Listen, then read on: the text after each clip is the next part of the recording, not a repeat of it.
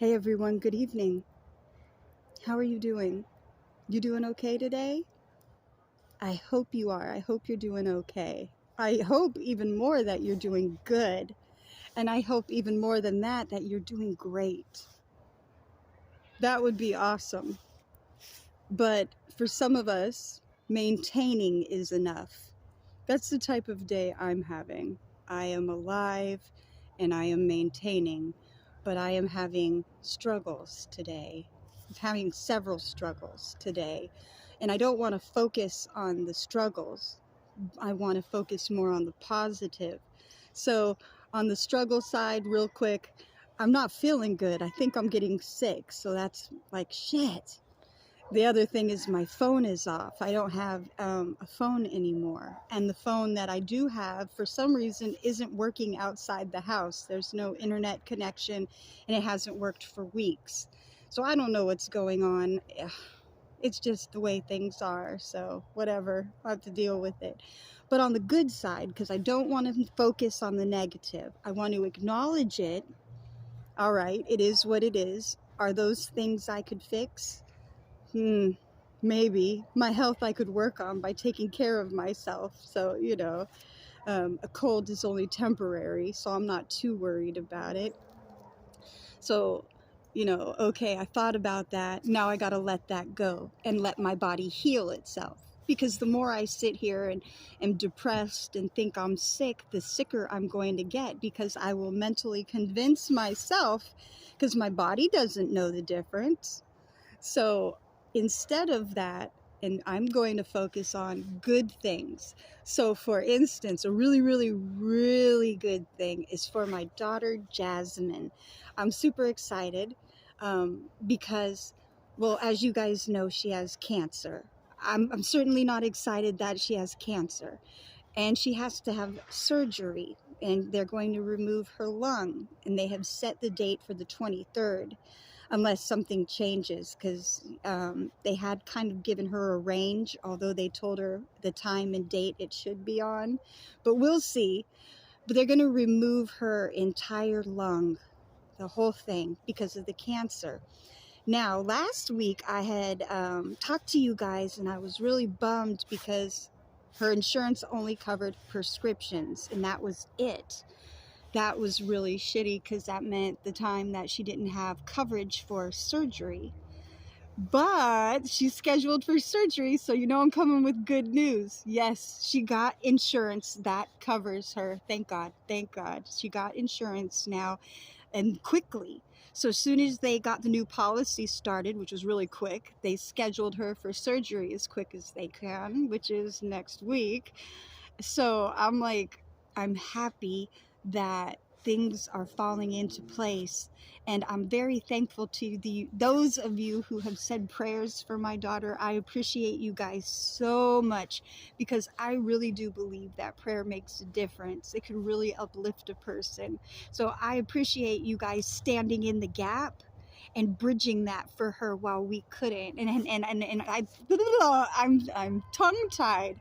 I'm really excited about that, because that's a huge blessing. And no, I don't want my daughter to have cancer. No, I don't want her to have surgery, but I'm happy that she can, that the resources are available to her.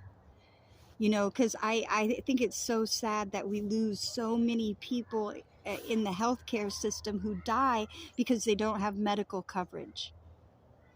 It's ridiculous. It's ridiculous. And then the cost of medical coverage. Oh my gosh. And then if you have pre-existing conditions, a lot of places are like, ooh, kind of like with life insurance. It's like, well, you already got one. Never mind. No negative talk. Positive talk only. Positive talk. So I'm really thankful that my daughter is scheduled for surgery. So I have a new prayer request, you guys, please. I pray that whenever the surgery is, that it's successful, that the doctor has steady hands, and the anesthesiologist is awake and on point, and very focused, and these type things. I pray that they had a good breakfast in the morning, so that when they go in to do surgery, they're good. I pray they get a good night's sleep. people. I mean, the whole thing. I just pray that God covers everybody. Let's just put it that way. Let's just cover everybody in prayer, and that way, and over everything. I don't know if I could breathe that broad, but God knows what we need. So he knows what I'm trying to say. I pray that my daughter have a successful surgery. I pray that she recuperates quickly. Now, I know it's going to be kind of a long process with the recoup, and she said she was going to be in the hospital for a month, which is crazy. I seen like normally they keep you 2 weeks, but I don't know why for her they would keep her a month, other than she's young, and maybe the cancer, because of that, like I don't know what to expect from her recoup except success. That's all I am trying to focus on, is that she have a successful surgery.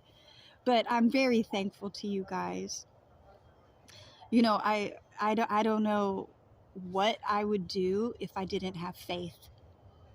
I wouldn't make it. If I didn't have hope and didn't believe in God and a higher power, there's no way I would have been able to keep my sanity through this, not be crying all the time.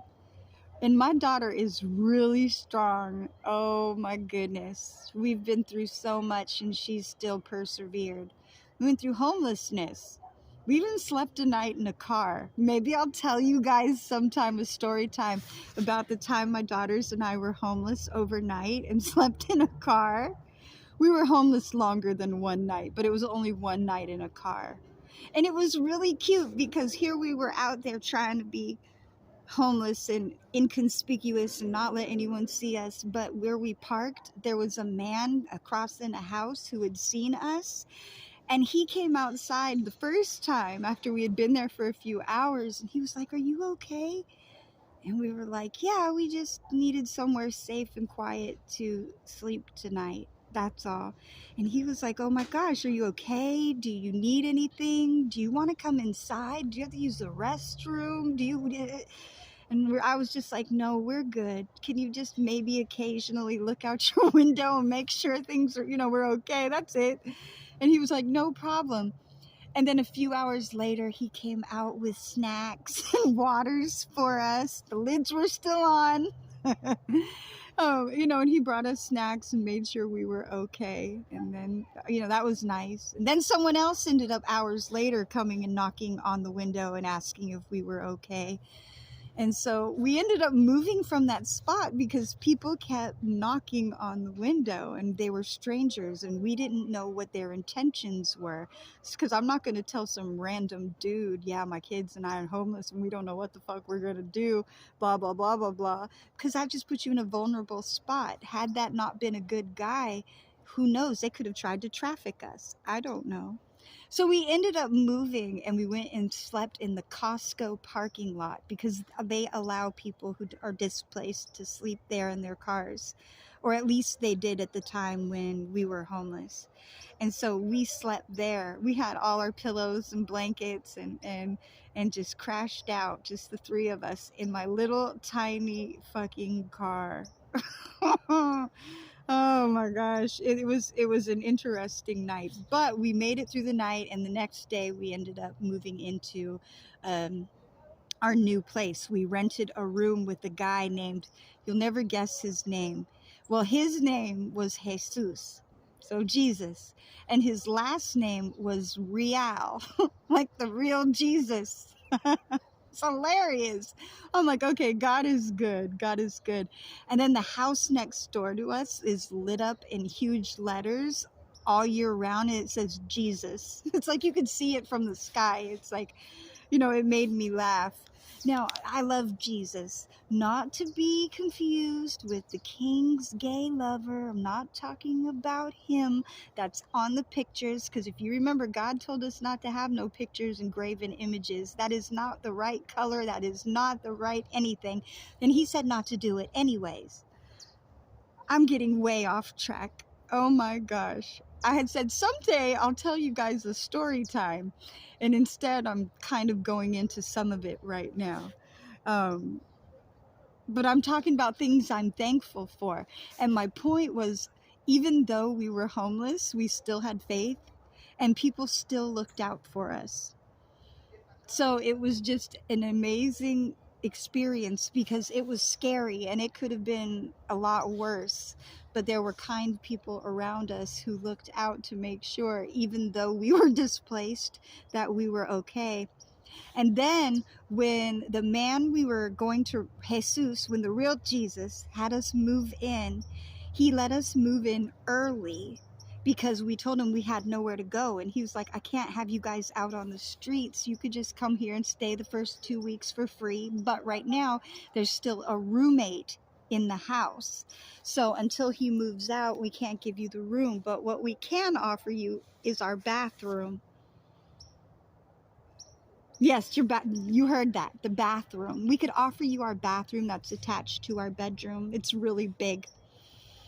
And I'm thinking, what the fuck? We're going to be sleeping in a bathroom? Oh my God. But I didn't want to spend 2 more weeks in a car. 2 weeks in a car or 2 weeks in a bathroom. Fuck it. Okay.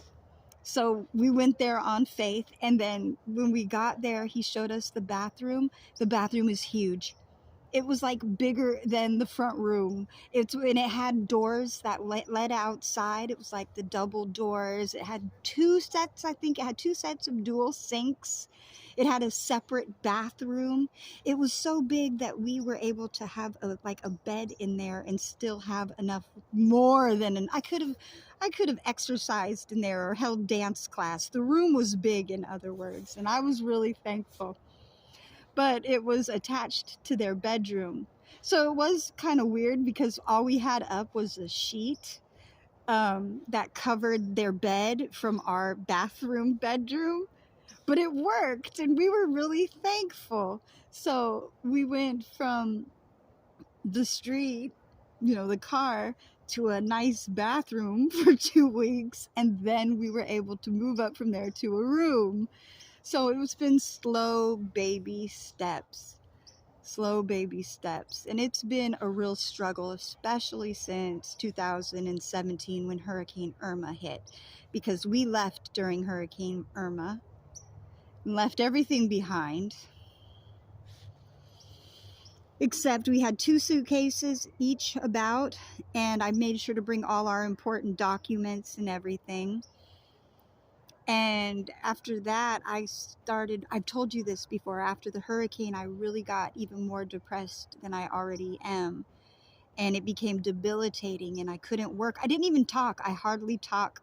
I'm just quiet because I don't know what to do. I just didn't know what to do. And I had like a mini nervous fucking breakdown, okay? I thought I was going to lose my sanity for a while. But again, what I had to hold on to was hope, because I have faith, because I believe in God. And now I am making strides and it's slow improvements.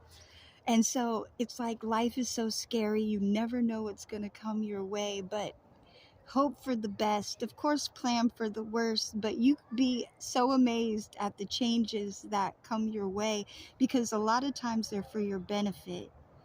And this has definitely been a learning experience. Let me tell you, this has been a serious learning experience. Now that I'm waking up out of the depression, I still suffer from it though on occasion, but I'm not claiming it as mine.